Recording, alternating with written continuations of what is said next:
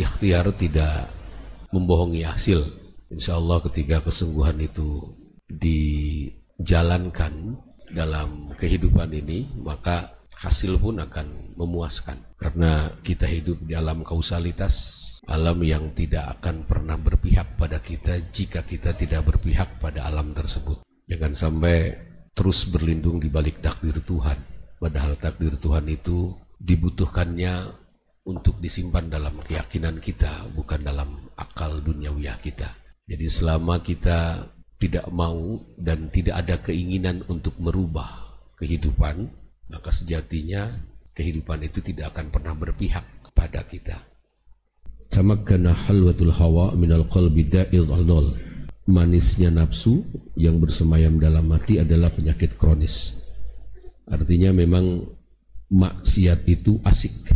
Tidak ada maksiat yang tidak asik. Makanya hidup ini kan sebuah permainan yang memang Allah ciptakan untuk kita mainkan dengan sesempurna mungkin. Tapi ketika kita menjalankannya main-main, maka kita pun tidak akan berhasil menjadi pemain yang profesional. Dalam hidup ada yang mengganggu dalam permainan, yaitu terlalu asik dalam bermain. Kita memang meyakini bahwa hidup diciptakan oleh Allah laibun walahwun, sebagai sendau gurau. Namun ketika kesendau gurauan kita salah kaprah dalam mengerjakannya, maka kita tidak akan berhasil mendapatkan kehidupan dunia yang paripurna. Seorang GK, goalkeeper misalnya, itu kan permainan bola. Tiba-tiba dia main-main, gawangnya ditinggalin malah ke depan bantuin back. Pastinya ya ablus deh, asup deh. Kenapa dia kok bisa maju ke depan? Alasannya banyak, karena pengen eksis, tidak pernah dilihat kalau di belakang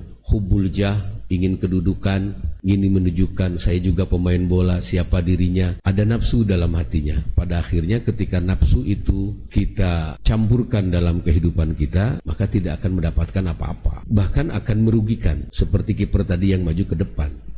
Allah memberikan tugas pada kita untuk menjadi seorang santri, menjadi seorang pelajar, akademisi, intelektual, calon-calon intelektual. Namun jika tidak dimanfaatkan dengan baik, kita tidak memahami apa itu santri, apa itu intelektual, apa itu akademisi, maka kita tidak akan benar dalam memainkan peran tersebut. Dan akhirnya tidak ada hasil akhir yang memihak pada kita yang sesuai dengan apa yang kita harapkan. Bayangin aja misalnya jadi santri, tugasnya sudah jelas. Jadi seorang intelektual, tugasnya sudah jelas. Malu kalau seandainya dia ditugaskan perannya sebagai santri hari ini ngadenge azan cicing bae, mengakhir-akhirkan kewajiban yang memang sebetulnya kebutuhan untuk dirinya. Azan udah masuk, segala macam, santai, hare-hare, malah nunggu segala macam. Lalu dalam doanya dia mengharapkan penghidupan dan kehidupan di masa yang akan datang yang tenang, yang nyaman, yang berlimpah. Itu melawan kausalitas namanya. Jika alam dunia ini ingin berpihak pada kita, maka berperanlah sesuai dengan yang sudah Allah tentukan perannya untuk kita.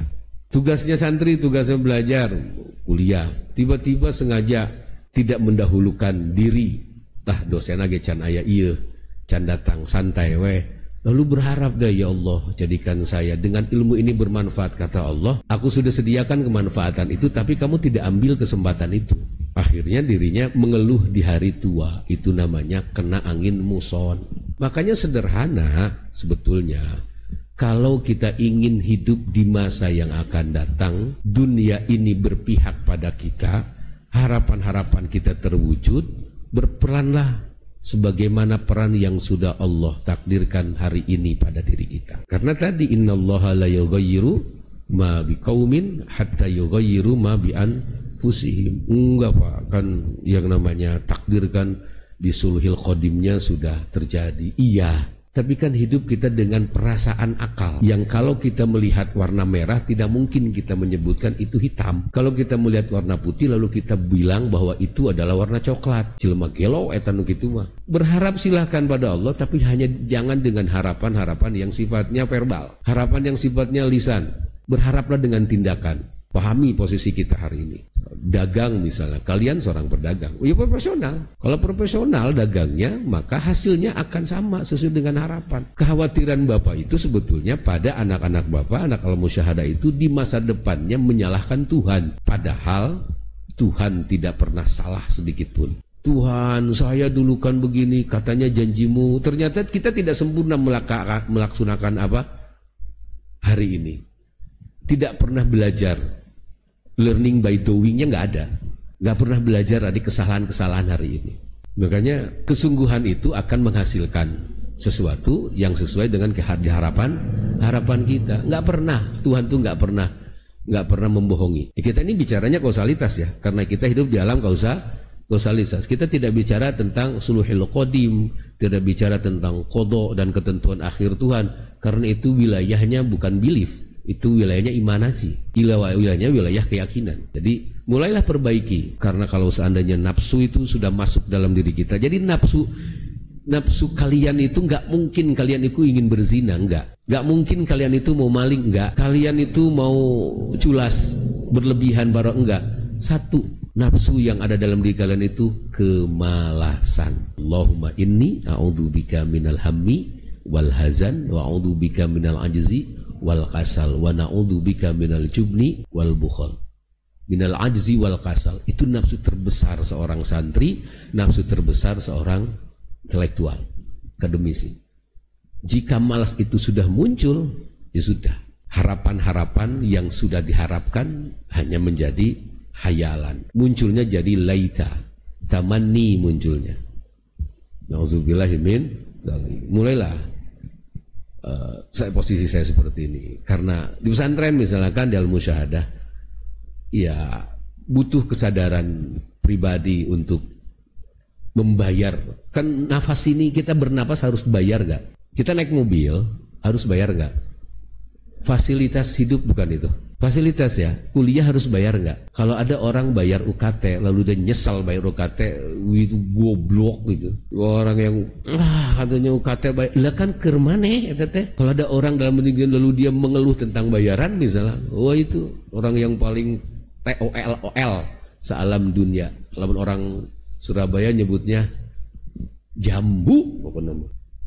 Hidup ini harus dibayar. Nanti kalian punya anak nih, lalu ditanya sama anak kalian seumur Nasbi, ya sholat ngapain sih? Jawabannya apa? Untuk mendapatkan pahala. Mana ngerti, orason. Jawabannya mudah. Ayah sholat, mamahmu sholat, kakakmu sholat, adikmu, saudara-saudaramu sholat, semua muslimin sholat di alam dunia karena untuk membayar udara yang sudah kau hirup. Mereka akan lebih paham. Ya kita kan bayar, sesungguhnya kan bayar, hidup ini kan harus bayar, nggak ada yang gratis tuh bener. Lu tiba-tiba kalian pengen gratis gitu, azan santai, itu kan bororaah yang sunnah, ratiban yang sunnah santai gitu. Lalu berharap ya Allah berikan aku bayaran yang berlebih. Entar dulu kata Tuhan, ini ada hak orang yang harus diberikan olehku yang sudah serius dalam menjalankan pembayarannya. Gitu notisnya. Maka notis itu harus disimpan di alam bawah sadar kita supaya itu bisa menjadi catatan dalam hidupnya. Jadi hati-hati dengan nafsu kemalasan. Caranya gimana mengeluarkan nafsu? Pertama dengan roja, yang kedua dengan khauf. Masih ada catatannya kan? Roja itu apa? Berharap pada rahmaniyahnya Allah, pada kasih sayangnya Allah. Akui pada Tuhan, wahai Tuhan, hari ini aku belum sempurna membayar apa yang sudah Engkau berikan. Tuhan tidak butuh bayaran, tapi kita harus ngerti. Kita makan gorengan, nggak ada mereknya. Ada mereknya 500. Terus di situ tulisannya silahkan bayar, ambil sendiri gitu kan. Banyak tuh kantin-kantin kejujuran kan ada. Lu tiba-tiba kita nggak bayar, kenyang nggak? Kenyang. Tapi kita nggak malu. Nggak malu dengan apa? Dengan akal kita, dengan kecerdasan kita. Sama dengan menggugurkan kecerdasan kita. Orang tulisannya bayar, kita nggak bayar. Itu orang bego namanya. Iya kan? Tarif bundaran kemana? Alun-alun 4.000, kita bayar 1.000. Padahal ada uangnya. Blow on itu namanya. Ada sesuai dengan takaran. Jadi roja, berharap pada Allah, wahai Allah, saya tuh kayaknya belum cukup ini membayar, maka berikanlah kesungguhan dalam hidup. Buanglah kemalasan dengan Rahman dan Rahimu, agar aku bisa membayar dengan sempurna apa yang sedang kau berikan. Atau dengan khauf. Khauf apa? Jalaliyah, keagungan Allah. Keagungan Allah ini bisa dikategorikan dengan keadilan. Karena Allah itu bertindak, mengeluarkan sifat-sifatnya dengan keagungannya. Masa depan kita misalnya, kita sandarkan, kita iktimadkan pada keagungan Tuhan. Saya kalau tidak melakukan ini, tidak sungguh-sungguh, maka saya takut tidak berhasil. Itu iktimad. Kalau iktimadnya dalam urusan kausalitas, hal sah-sah saja. Takut keagungan itu tidak kita dapatkan. Jadi pertebal khauf, pertebal yang namanya roja. Agar kita apa? Ketika kita di dalamnya ada khauf, ada roja, maka kita akan bergantung pada as-somadiyahnya Allah Subhanahu wa taala. I'timad alas somadiyah.